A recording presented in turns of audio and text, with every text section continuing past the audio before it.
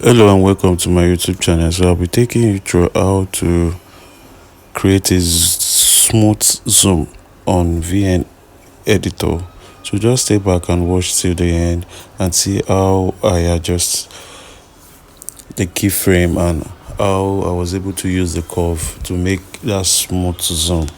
Just stay back, watch till the end